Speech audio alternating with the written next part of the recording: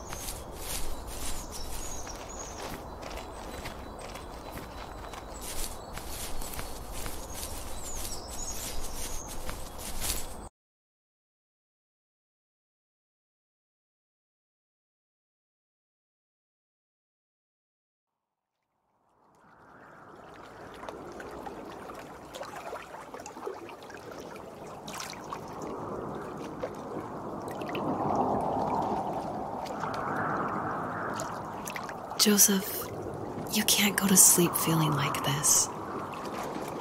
I'm sorry for everything, and I know you need space, but I'm here for you. You don't need to feel so lost. Joseph, have I ever told you what my mother was like?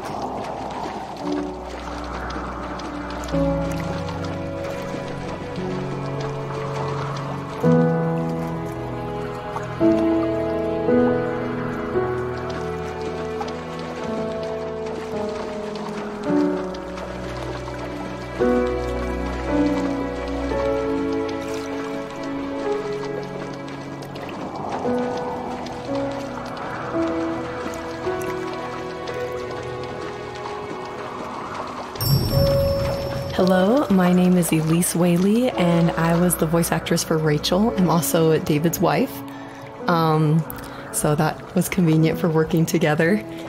I was actually the voice actress for his first game, Home is Where One Starts, and I guess that I did a good enough job that David wanted me back, so I did the voice acting for this one as well.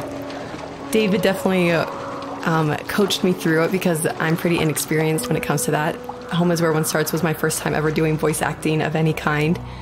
And we watched a lot of trailers of movies we liked to get the voice right of female leads who were talking in the trailer and try to mimic that and bring that into the game.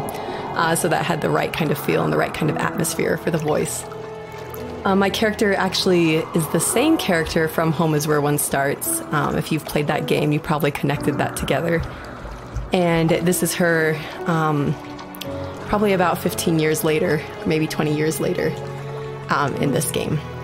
I was happy to revisit the character of Rachel. We kind of leave her in an ambiguous spot in Home is Where One Starts. It definitely ends on a hopeful note, but there's not a lot of details. And in this game, you see that she's able to move on through a lot of her issues that she had from her abusive home and be able to start her own family and start a new cycle without that abuse, which I think is really inspiring. You know what it's like not to have a mom at home. And you know how hard that made my childhood. What helped me was watching the birds in the morning before the school bus came. I thought that my mother was one of those birds, and it made me want to be free like her. My mom taught me how to fold origami cranes while she was in the hospital. So I told myself I would fold one every day until I could fly myself. I think we both have always loved animals, and for me that love started with a dog. Sometimes this Rottweiler would come up to our property line and wait at the fence for me, but only once in a while. I was sure to check every day immediately after school, and it usually ended in disappointment. I would even steal money from my passed-out dad just so I could buy these off-brand dog biscuits. Even when she did stop by, She never went beyond the fence. Why was she so scared?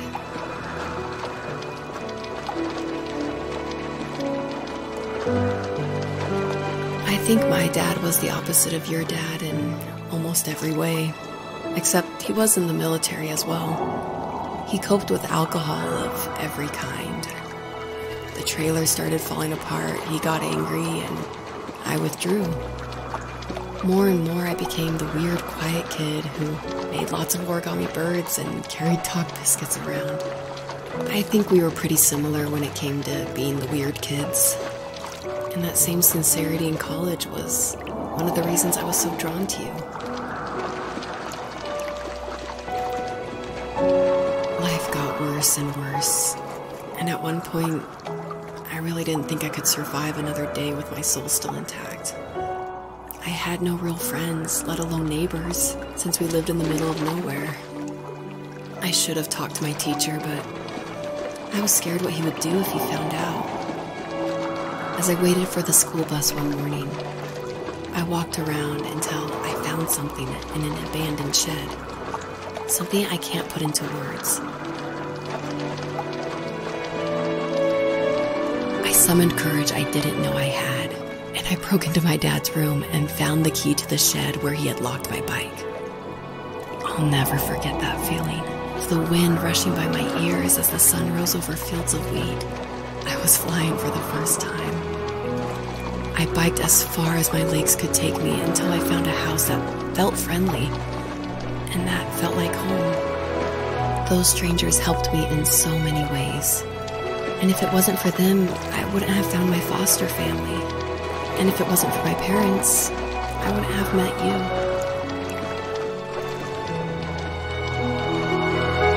You have strength, Joseph, and you're not as alone as you think.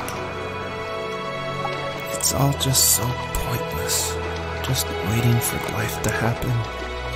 It's like having the home I always wanted is cursed out of my reach. The thought of being a parent myself, how could I do that when I couldn't even be a good son? I'm sorry, I know what you're saying. I just don't know how things will work out. These quiet hours will turn into years. We'll wonder which roads passed us by. Then we'll forge a new road together. Besides, I discovered for myself that one fateful morning where any hopeful road leads to. There may be thorns and mist, but it always leads to the same thing.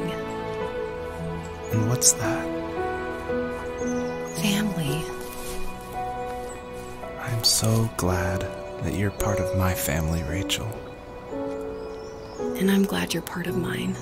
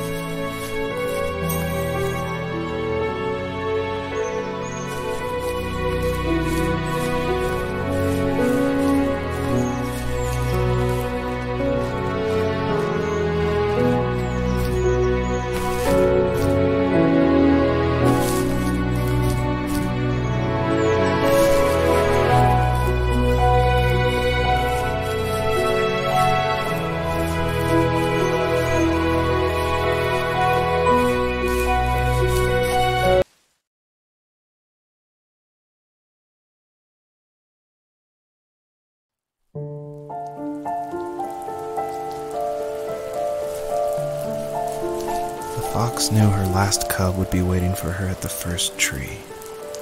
She was almost there. The rain cascaded onto the jade valley where the entrance to the tree was. Life was protected there, because that's where life began. It was now only a mother and a daughter left. Items from my life still dotted the ground as she moved closer to her destination and destiny.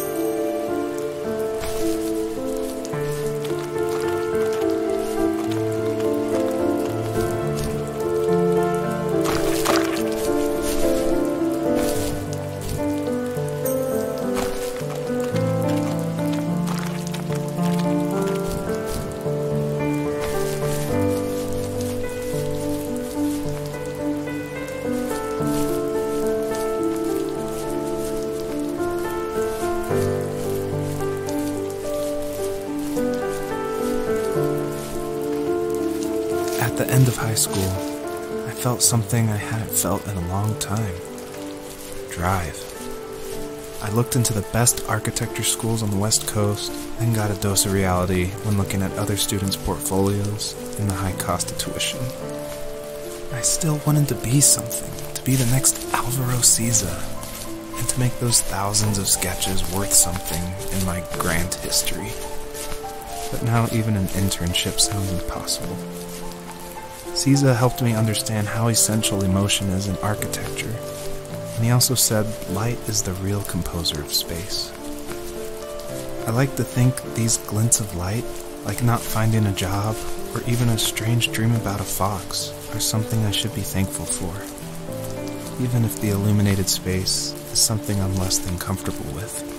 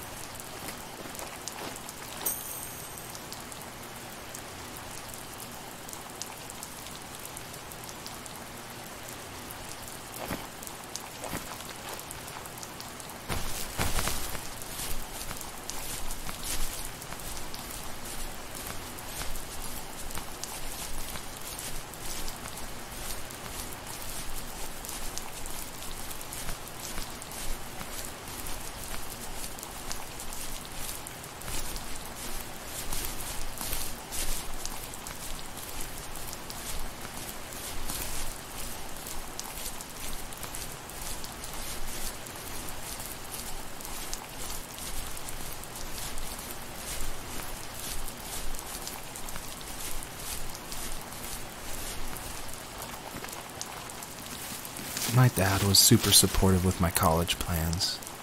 To a point. Things were okay until this terrible accident happened. I guess a forklift flipped over due to a bad axle, and it crushed one of the workers there. My dad didn't eat for days, even though he wasn't directly involved. It devastated him.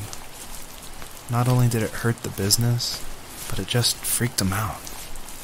He would talk in his sleep, muttering things about firing people and saying sorry. One fateful day he approached me, said that since my school search wasn't going well, I should finally be a man and take over the family business. He said one day he was going to die, and that all of his work, sacrifice, and even that man's life would be wasted in vain. I just lost it. Teenage me just exploded at the thought. I screwed up. I said things I shouldn't have. He was having a crisis, and I pretty much spit in his face.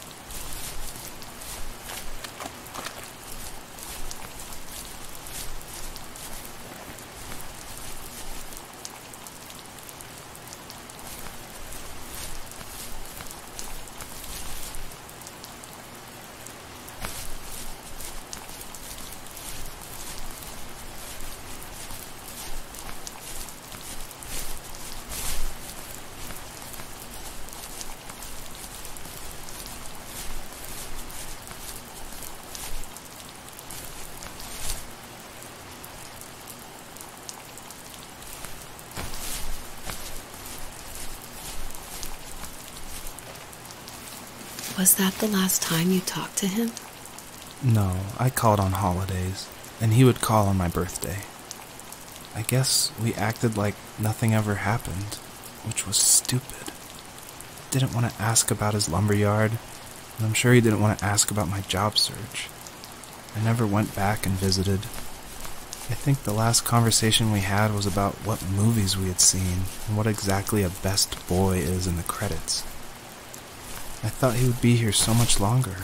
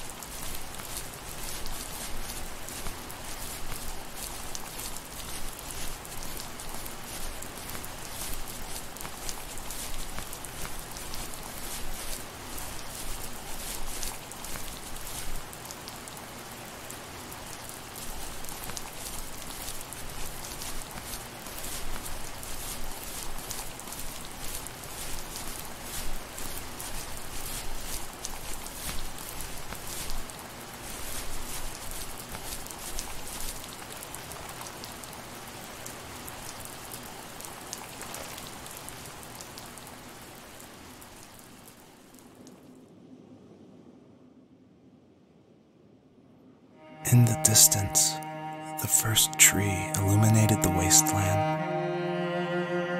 She couldn't go home anymore. She did the only thing she was capable of: moving forward. My dad died alone in the middle of the wilderness. I should have been talking to him more. I should have done a lot of things differently. If the first tree on earth brought life with it, if it taught the birds to sing and fly and showed saplings how to grow, what could it do for us?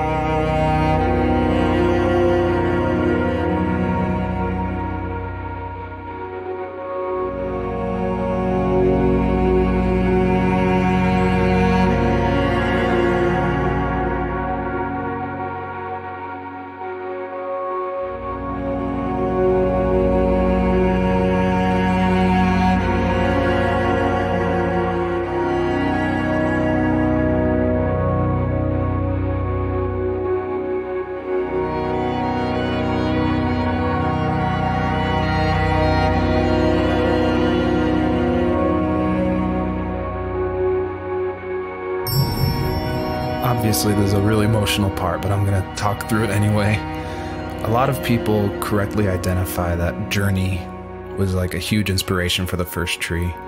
And this part, it is like a callback to that part where you're climbing up the mountain with your friend you don't know, and it just gets snowier and snowier, and you just keep going, and then eventually you collapse. And that part, that made a huge impact on me. And I don't even own a PlayStation 3 or 4. I rented a PlayStation from like a rent-a-center right after completing Home is Where One Starts, just because I'd heard so much about it. And everyone was right, it was a very impactful game, and it definitely inspired the first tree.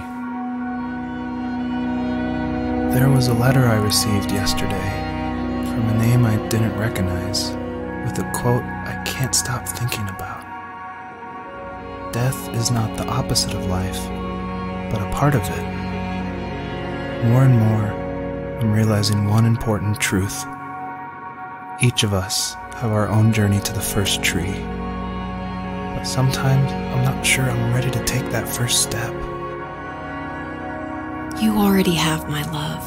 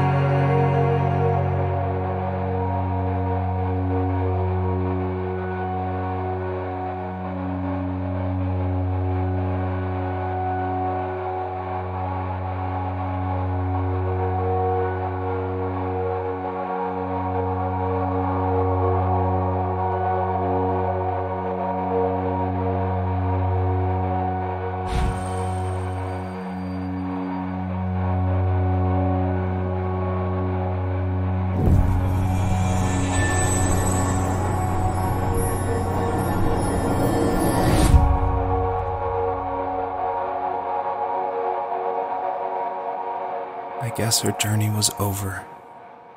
But I have no idea. It was only a dream. A distraction from tomorrow. I don't think dreams normally bring back to memory so many important feelings. Maybe it was just a dream, but it was also a gift. Yeah, I suppose. But tomorrow we're getting on a plane to the last place on Earth I want to be. The only person that would have made the trip worth it is gone. You're going to see him and be with him one last time before you say goodbye. I have one last quote for you by Emerson, sealed in an imaginary letter from me to you. It is the secret of the world that all things subsist and do not die, but only retire a little from sight and afterward return again. Go to sleep, my love. We have a big day tomorrow, but I'll be there with you every step of the way. Thank you. Thanks for listening. Good night, Rachel. Good night, Joseph.